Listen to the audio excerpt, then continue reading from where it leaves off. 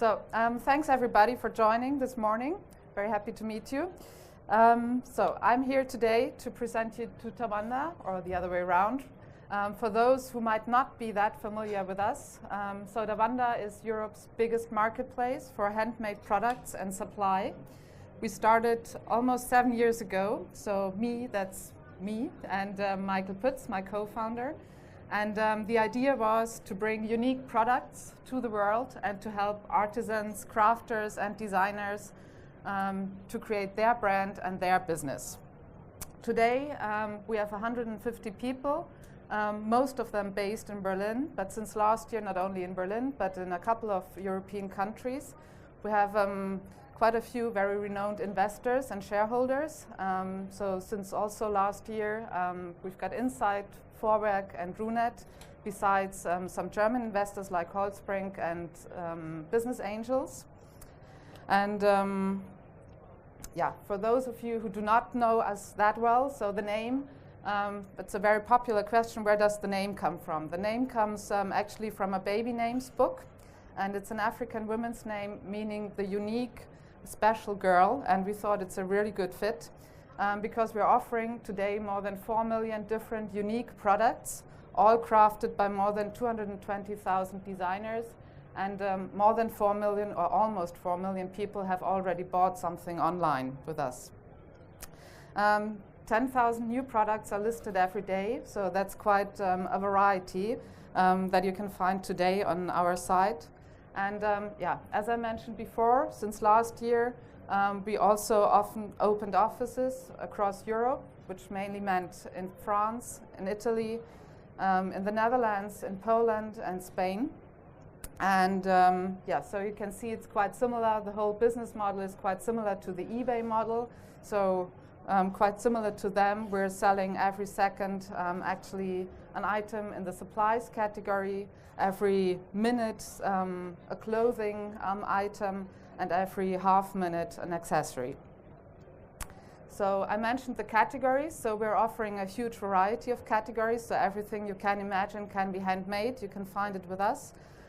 Mainly, our main category today is the supplies category, which means actually everything you need in order to produce something and craft something yourself, so from fabrics to yarn, also wood, things for jewelry making, etc. Second biggest category in a way would be actually the baby and children category. So toys, clothes for children, babies, everything they need for school. And then of course jewelry and fashion. For the business model, as mentioned, it's quite similar to the eBay model. So our biggest revenue stream is the commission we take. So it's only 5%, which is pretty small and popular with the sellers. And in addition to that, at least in Germany, we take some listing fees depending on the sales price. And we offer an advertisement model for the sellers to promote their items and dedicated areas of the website. In addition to that, we started to introduce actually special features for cooperation partners, so which means brands that really fit to our brand and our community, like for example Obi, who get some special features if they do cooperate with us. And regarding the turnover we make today, it's a quite important moment for this company, because this year we're going to break through the 100 million euro GMV mark, and with more than a 50% growth compared to last year. And we're planning actually to grow almost 100% next year across Europe, which is mainly due to the new countries we launched, which apart from Berlin, which is the headquarter, means we have a global English-speaking platform. We have French platform and French offices, and also offices across Europe, which means that we really opened up offices with small teams in place, taking care about the community building, acquiring sellers, promoting the platform and the brand, and doing PR work. So for those of you, because it's I heard that quite often, that handmade products is only a niche market. We do believe, yes, handmade products is still a niche market, but we also have the goal to take it from niche to mainstream. And just to give you some figures that illustrate how big the market actually already is today and how big it can still grow. For example, you can see that, well, our biggest competitor, Etsy, will break through the $1 billion US dollar GMV mark this year, so that's already quite a number. Otherwise, there are more than 60% almost everywhere in Europe that would be likely, people that would be likely to purchase handmade products online or offline. And alone, the supply material market is a market that is just huge. So for example, the 11 billion you can see here we mentioned for the fabrics market across Europe refers to actually retailers, fabric retailers in the B2C market.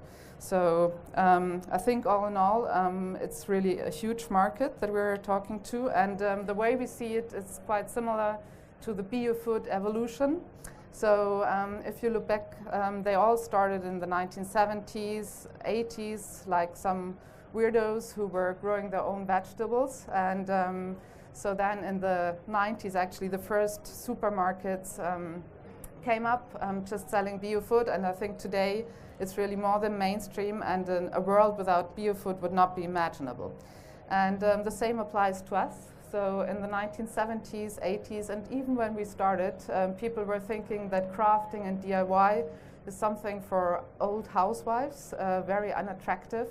And so I would say a couple of years ago, it really became sort of a hipster lifestyle moment where you can see not only platforms like ours, but also almost in every city today you can find sewing cafes, DIY workshops, markets all over the place, magazines. So I think, or we think, that in 10 years' time, crafted products will not only be found on platforms like ours, but also in the real offline world. So the target groups are what makes us so special. So on the one hand, we have these more than 200,000 designers that are all driven by their passion to create something. Many of them either to really make a living out of that, but also a part of them just doing it as a hobby because they just love it. On the other hand, the buyers, yes, they are mostly female, so we're targeting a 90% female audience, which is quite amazing. Many of them have children, are young mothers, and what is important to know, they also like crafting and they also craft a lot themselves. So in this target group, which is a very emotional target group and passionate target group, is what really made us grow and successful. So, and actually it's about two factors that I think that really grew our brand or made us successful. The one is definitely our brand, meaning on the one hand that we're offering unique products, but also on the other hand that we're really living this DIY movement and thinking. So for the products, the unique products, obviously we're turning away from all the bad mass production based in Asia towards really unique design that has been produced in a socially and economically responsible environment. Yeah, as you can see, so just a few examples of what that could mean. And so what we're offering as well is this individualized products. So you can find, I don't know, well, I would say at least 50% of our products on the platforms can be individualized, and this is what it makes very popular even for men when they're buying things for their babies or friends' babies. And yet another thing is this unboxing moment that I would want to mention, because I think it's something everybody speaks about today a lot, and many say that actually the unboxing moment is the moment where the buying decision is taken. At least that applies for platforms like Amazon, like Zalando and also Amazon. For us, we've always had this very magic unboxing moment, which leads to actually a return rate of only 2%, which is quite amazing if you think of that we're only selling products that are not standardized. And I think also mainly due because of that packaging and that individual and really heartful packaging. Because each time you open a package, you do not only get what you ordered on the website, but you also get a surprise, a gift, a chocolate, a handwritten letter. So it's really a very, very special moment.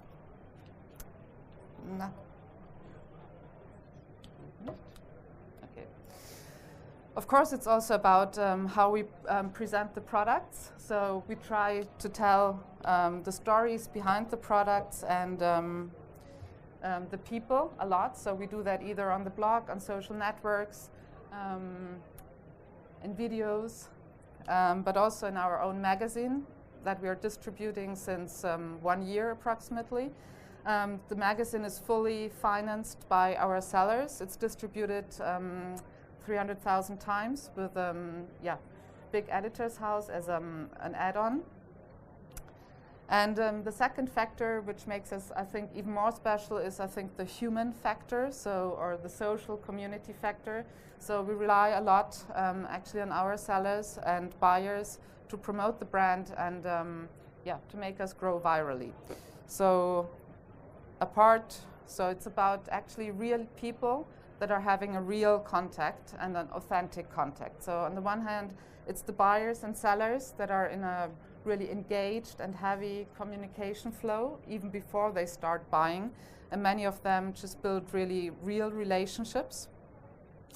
It's about peer-to-peer recommendations by authorities that drive the brand. And of course, it's all the social working things we do. But it's also about real-time events and real events taking place in the offline world. So, for example, we started to do the long night of DIY first time this year, which was quite amazing because we had 100 events actually joining that long night across Germany. And most of these events were organized by, I would say, renowned brands and magazines. So, and I don't know how many people participated, but we estimate that it were several thousands. Then we went even more offline with our own offline shop. It's based in Berlin, and I would say it's still in a trial mode, and nothing that can be replicated across the world yet. But still, it's it's a very interesting experience. It's both an offline shop as well as a showroom and a community gathering point. Where we do and organize a lot of DIY workshops, either in our snuggery or as well in other places of the world, which are very, very popular.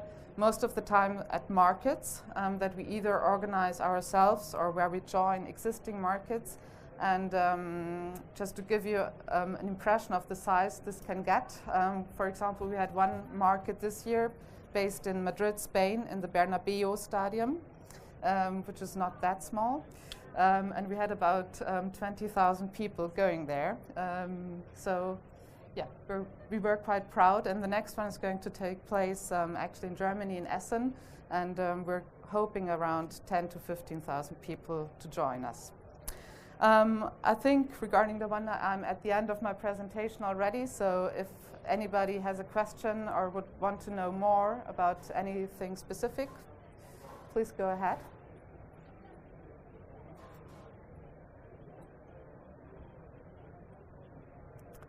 Great.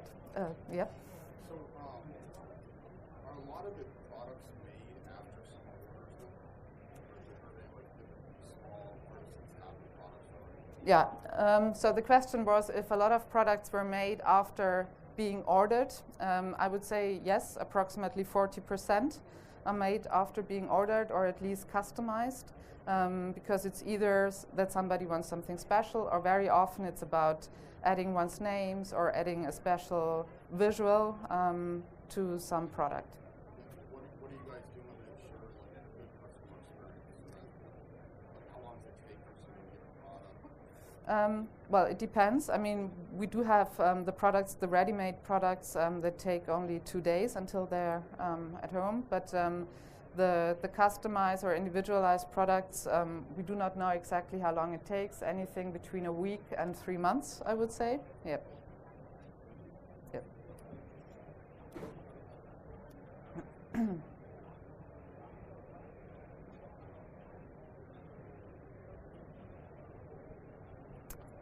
Okay, well then, thank you.